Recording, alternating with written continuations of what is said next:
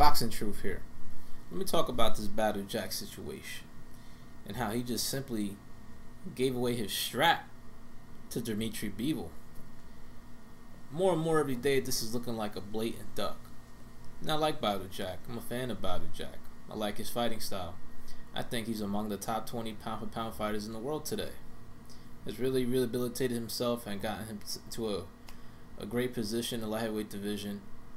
But he should be having some hardware right now, or at least trying to defend his claim as champion by fighting his mandatory challenger in Dmitry Bivol.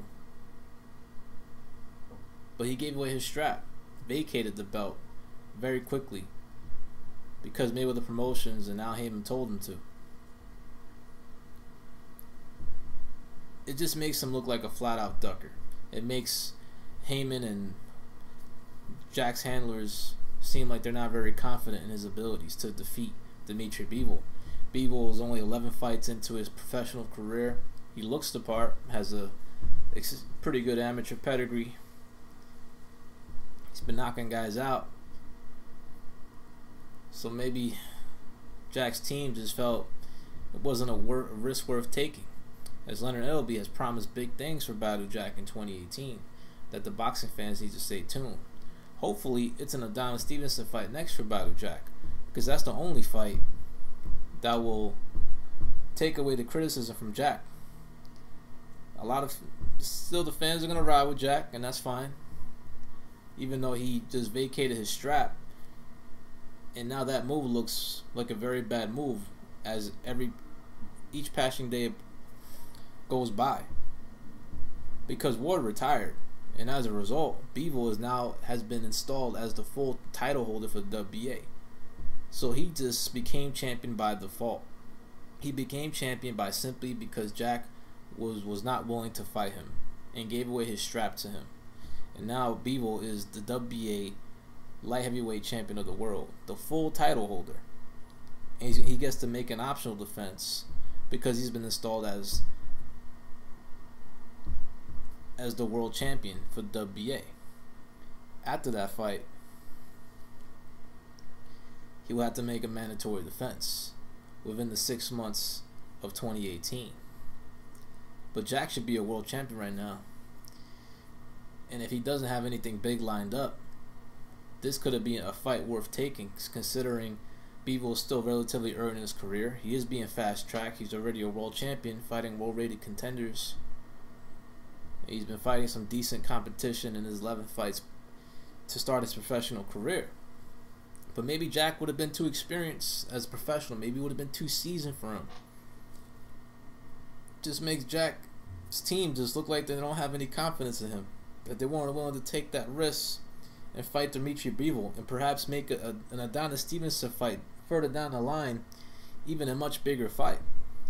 A unification fight trumps an optional defense of Stevenson to fight Jack. Jack will get a bigger slice of the pie if he was to bring some hardware to the table, but he has no hardware, and bouts do matter in this boxing game. It could have been a risk worth taking.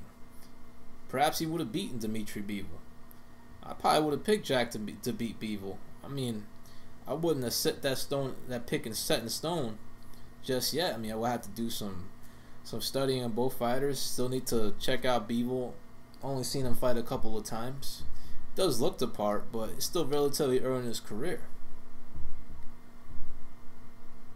But there are some rumblings that Stevenson's mandatory defense will get delayed once again. Just seems like Stevenson don't want to fight Eldor Alvarez. He's willing to pay step-aside money, wants a certain type of money to get into the ring with him. Why is it that when it comes to hand-picked voluntaries, those fights are easily signed, sealed, and delivered, but for some strange reason, this Eldor Alvarez fight just can't get over the line? They can't finalize agreement. It's been years since Stevenson has made a mandatory defense. Perhaps he's another protected hype job that's being protected by WBC. Stevenson is a good fighter, but it just seems like he don't want no smoke with Eldor Alvarez.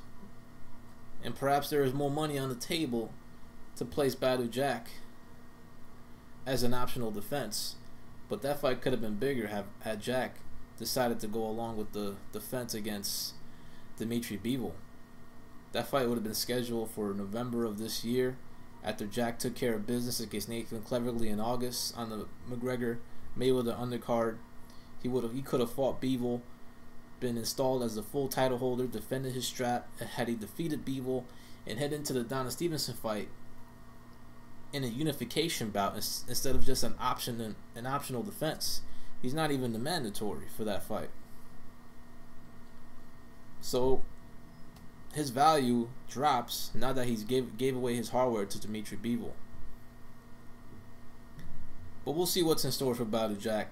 Maybe that fight with Adonis Stevenson will get finalized. That's the only way he can avoid criticism, by giving away his strap to Dmitry Bivol. But a unification fight would have trumped what he's heading into this fight as an optional defense. So hopefully big things will be popping for Badou Jack in 2018. I'm still riding with your dog. I don't like this move. It's not the best business move. You could have unified with Stevenson instead of being a challenger, and you could have definitely beaten this dude, Dmitry Bivol.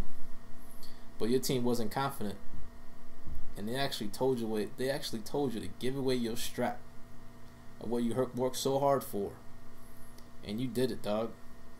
You just gave away your strap to Dmitry Bivol. This is Boxing Truth. I'm out.